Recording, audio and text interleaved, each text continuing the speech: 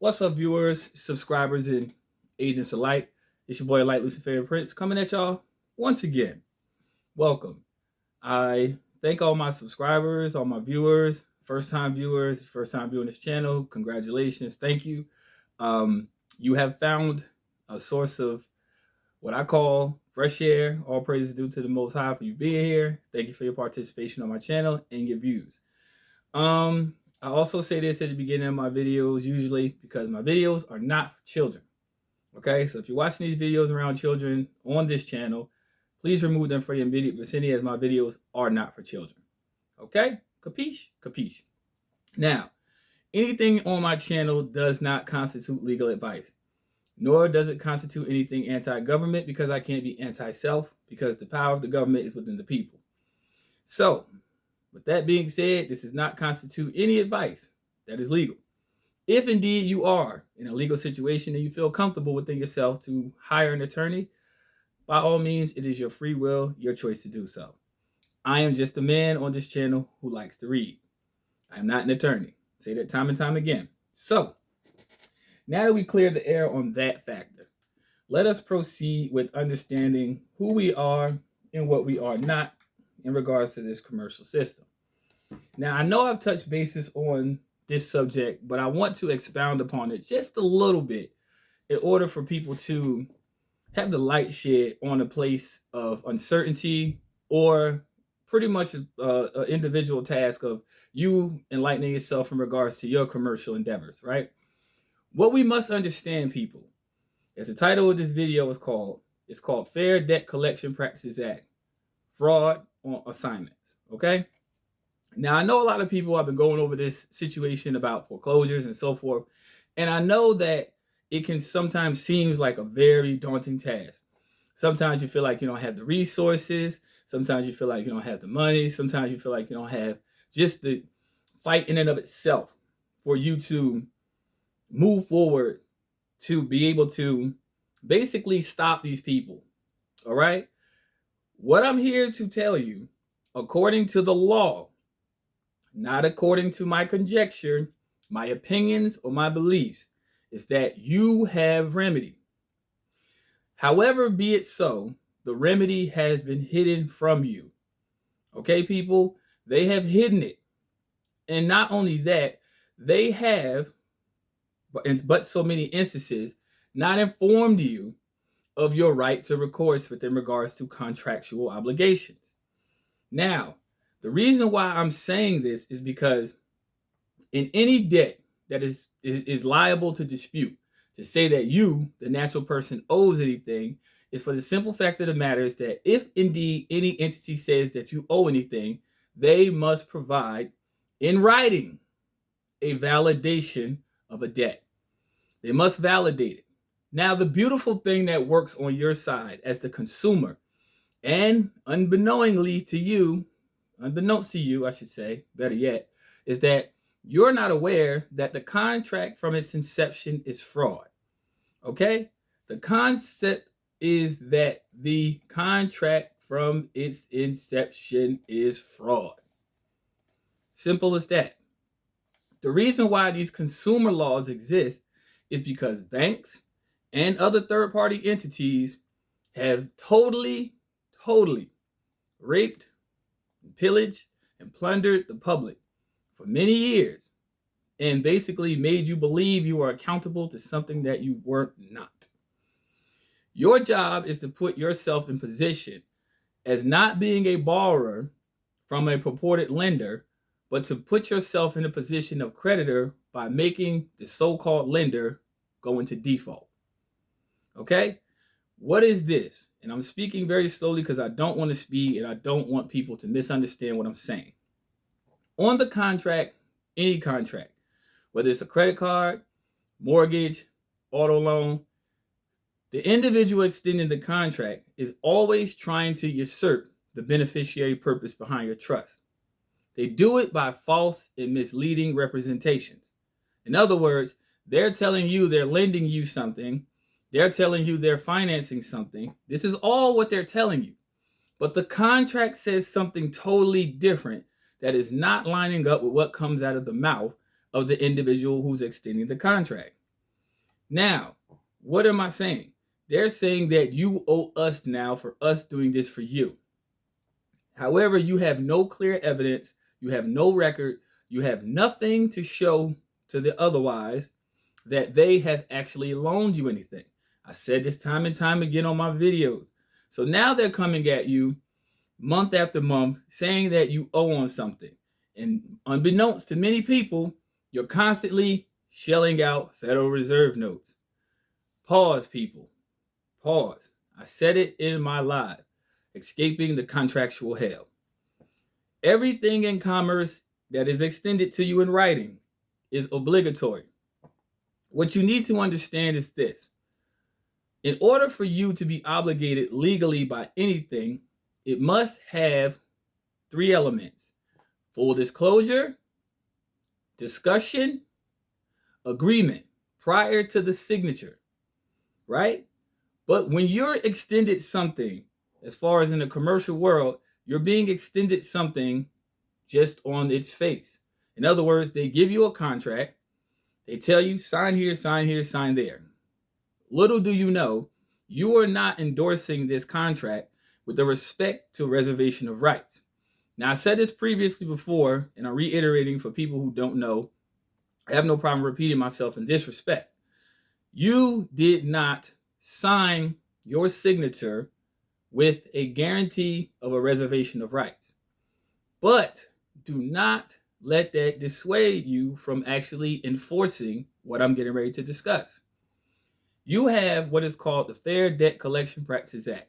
It starts at 1692. Well, excuse me. It starts at, quote, let me pull it up real quick. It starts at 15 United States Code 1692. That entire section governs and regulates contracts and the fair debt collection practices that are supposed to be extended by any entity in commerce that otherwise entitles itself to collect the debt. The beautiful thing about a debt, people, and I tell y'all the most significant remedy that I can tell you that I've used time and time again is the fact that they can never validate it. When it comes to like foreclosure, in this instance, I was just starting on in my conversation, is that you must locate the fraud in the land records. It is not contacting these people that are allegedly collecting a debt and saying, hey, I want my title, I want my deed, I want this, I want that. Trust me, they chopped and screwed it. As a figment of your imagination, if you're going that route and you're getting no remedy, it's because it's already been chopped and screwed, people. I'm going to be the one to say it. Fraudulent assignments have been used in the land records offices everywhere in the United States, period. Foreclosure fraud and mortgage fraud and servicing fraud are all fraud. Now, let me explain for those people who don't know what the Fair Debt Collection Practices Act is. At 15 United States Code 1692, it imposes civil liability on debt collectors for certain prohibited debt collection practices. A debt collector who fails to comply with any Fair Debt Collection Practices Act provision with respect to any person is liable to such person for actual damages, costs, reasonable attorney fees as determined by the court, and statutory additional damages. 1692, Section K.A. In addition, violations of the Fair Debt Collection Practices Act are deemed unfair or deceptive acts, practices under the Federal Trade Commission Act, FTC Act, which also means you have remedy there too. But let me not put the cart before the horse. FTC Act, subsection 41, entire section, which is enforced by Federal Trade Commission.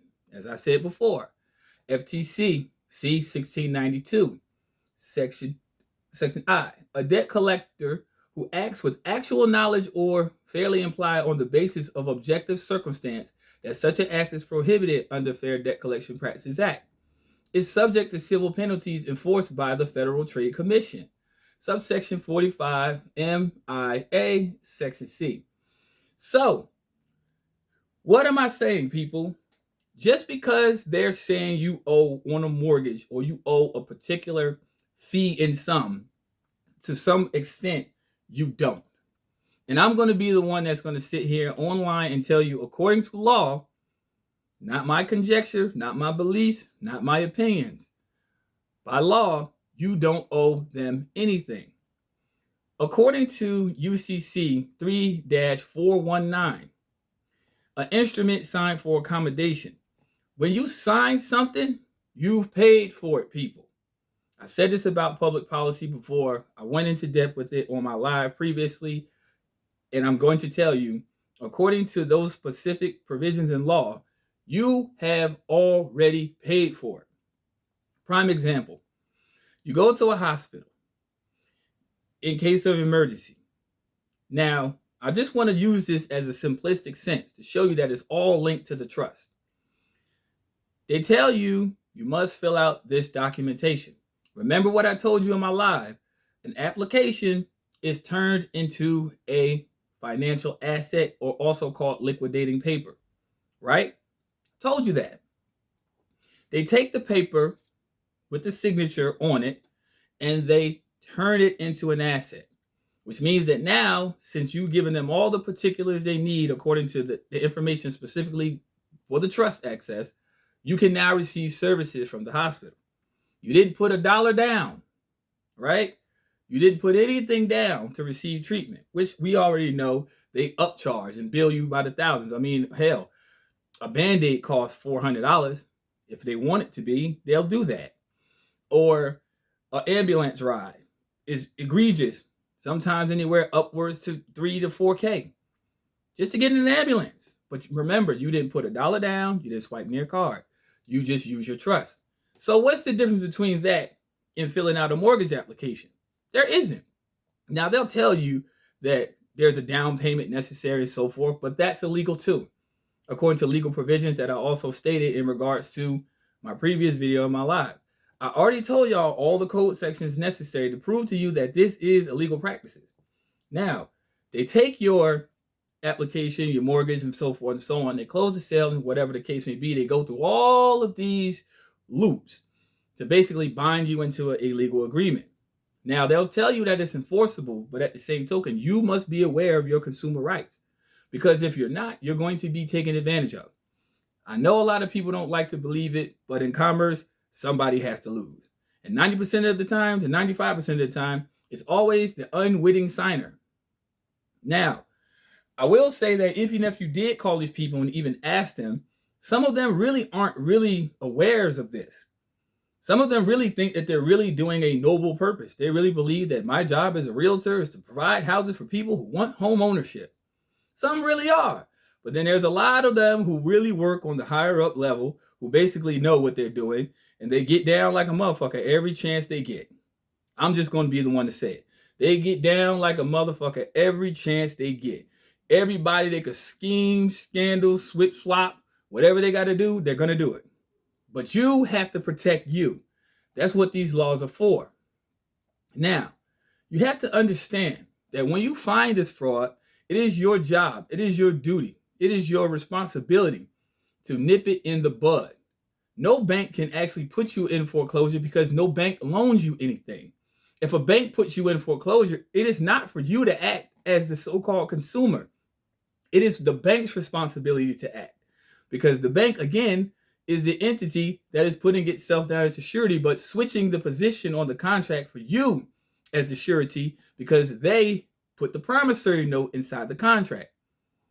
A promissory note is nothing more than just a promise to pay, but it's really not a promissory note against you. It's the promissory note that they use that your interest is going to cover their loss. You have to understand that this is a game of fucking Monopoly, people. And if you don't understand this concept, and you don't have these tools, then they're going to screw you over. Most people, when they actually hear foreclosure, they swear to God that they're just going to come throw you on the street. No, it's a process. But what I'm trying to show y'all on my channel is to show you how to establish your proofs of claim. You must submit a denial of the loan. You must submit that. Deny that it even exists in the first place. Deny it.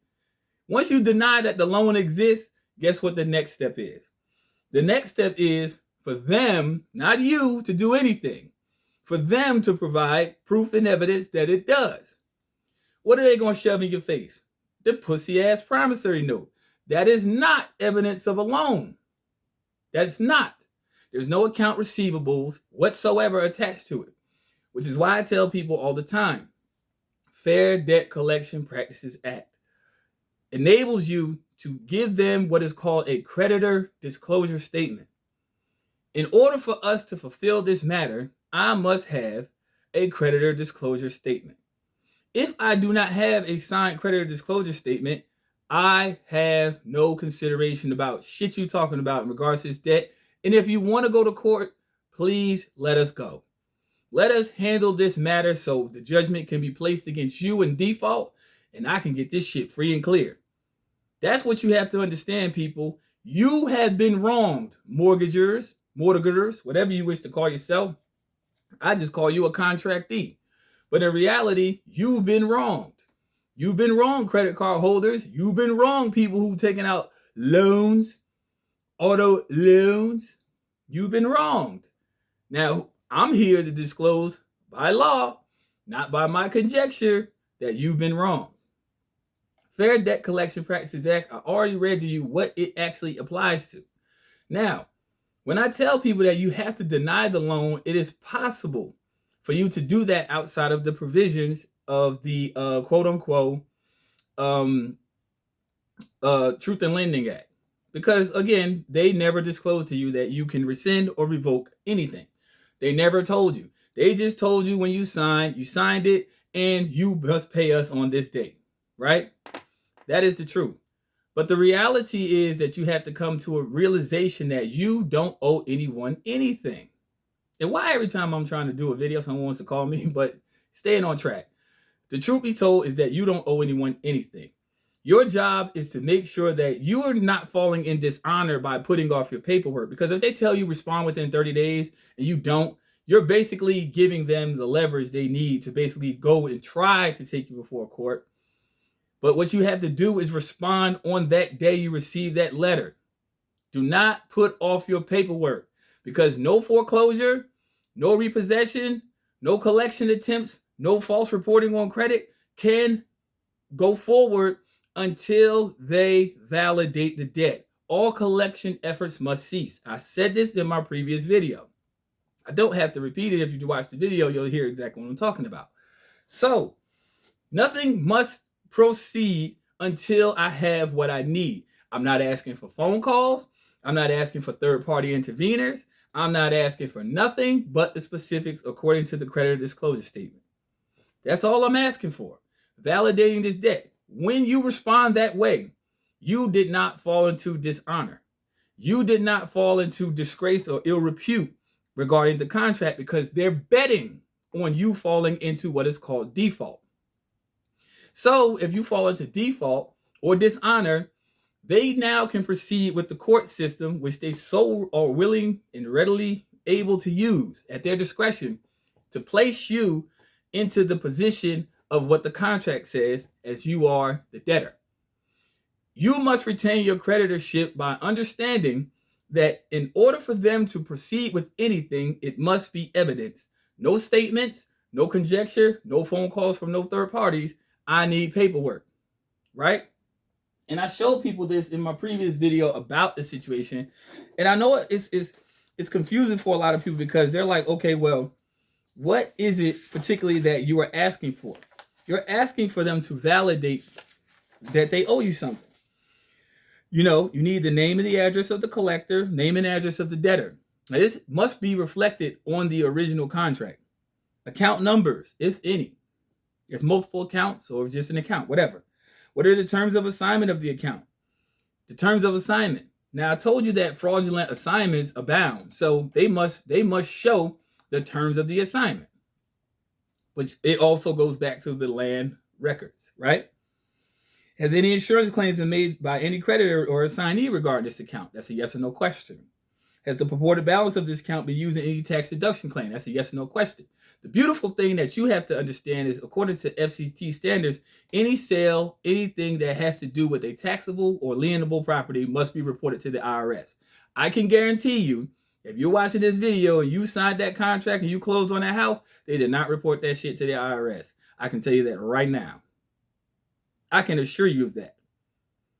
I can assure you of that. But, cart before the horse. Please list particular products or services sold by the collector to the debtor and the dollar amount of each, according to each account. Upon failure or refusal of collector to validate this collection action, collector agrees to waive all claims against the debtor named herein and pay debtor for all costs, attorney's fees involved in defending this action. Now, the reason why I say that that's a very important document is because when I was dealing with a loan company last year, that was their adamant thing, and I actually filed a complaint with the CFPB, and they were like, well, they handed me back the contract, which was just evidence of the debt itself, and they stated particularly in the letter, we will not sign a creditor disclosure statement. So what did they do?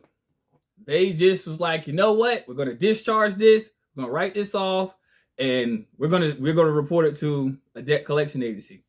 Well, again, the reason why it can never be validated is that they're passing it off or they're selling your information, which is what they're doing. You need to get in that third party's ass because at the same token, you have to realize that this individual who's saying that you owe them, when were they the original party to the contract? Which means you definitely don't owe them shit. So whenever they say they sold your debt, they just had a third party intervene that is absent a contract with you. So how the fuck do I definitely owe your bitch ass? And excuse me, I'm getting a little bit passionate, but this is literally how I talk when it comes down to these people abusing the public's ignorance.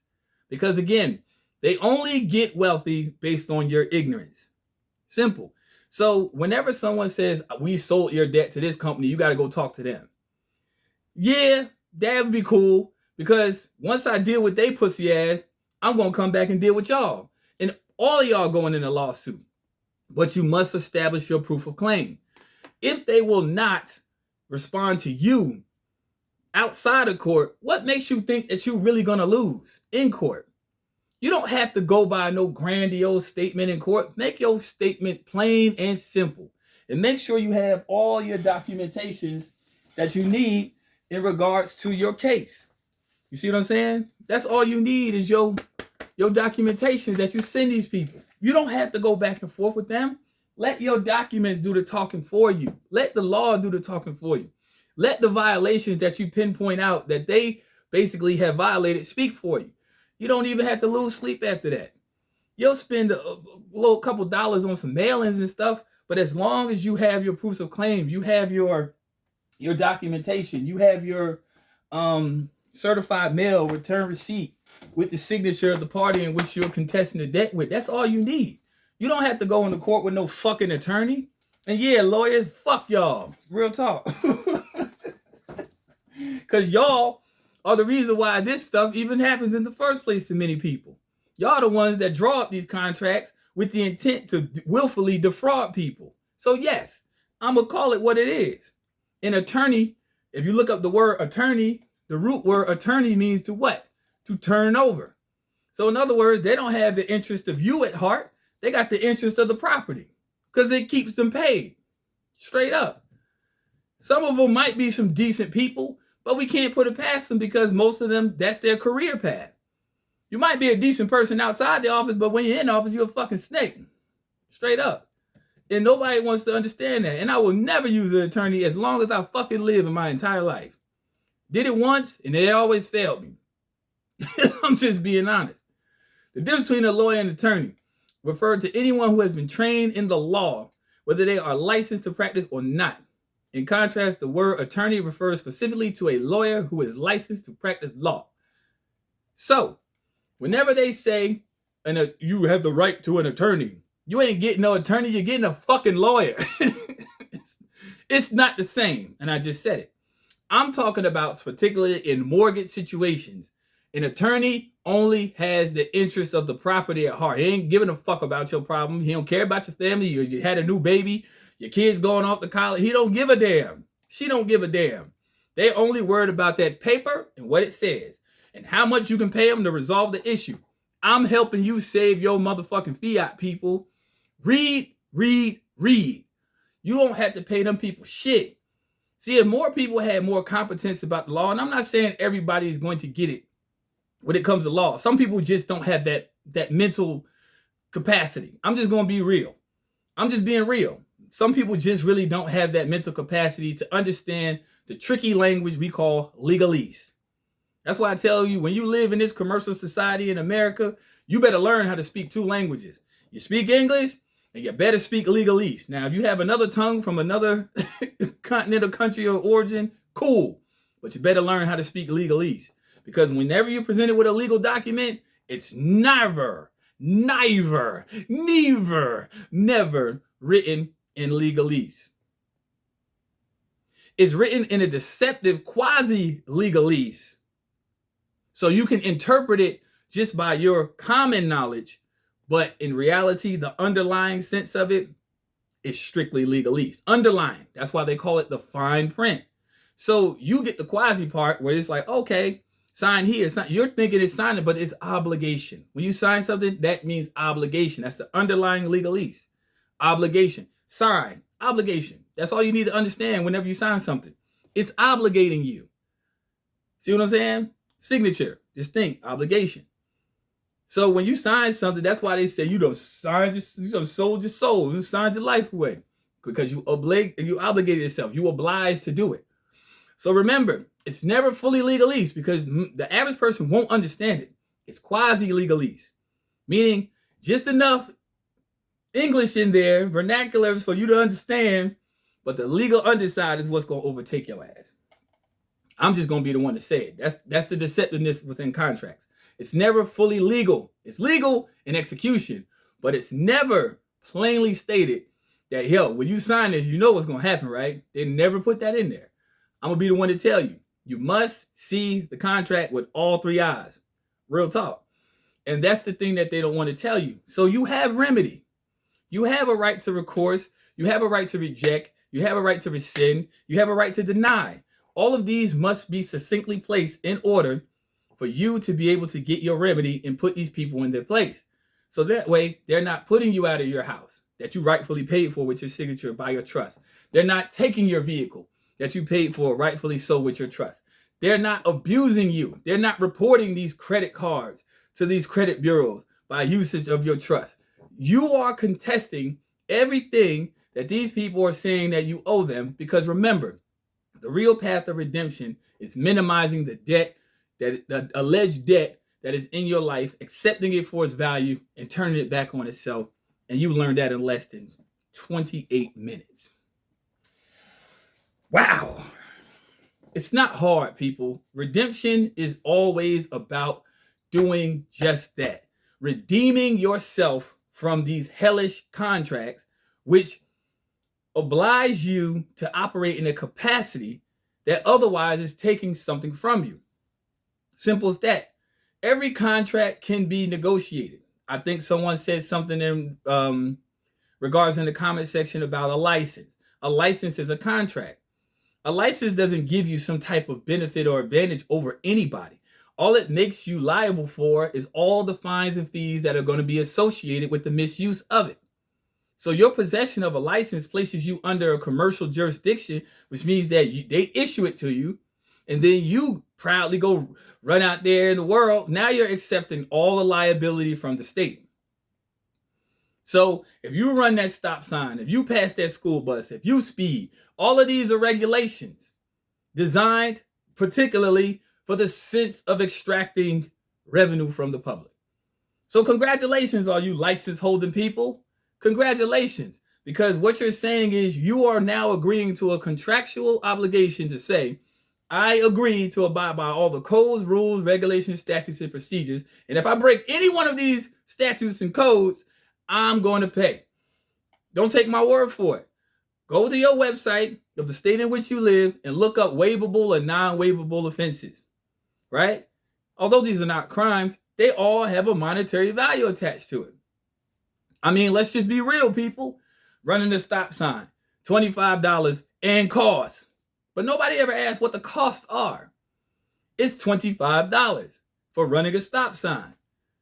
Now you pay it. Check a mark on the license. Misuse. You accepted the liability. Why the fuck do people not get this shit? I understand indoctrination of the public. Real talk. Oh, if you don't have a license, you're going to go to jail. Good news, people. Bad news as well. You having one, you can still go to jail. Motherfucker, what the fuck that mean?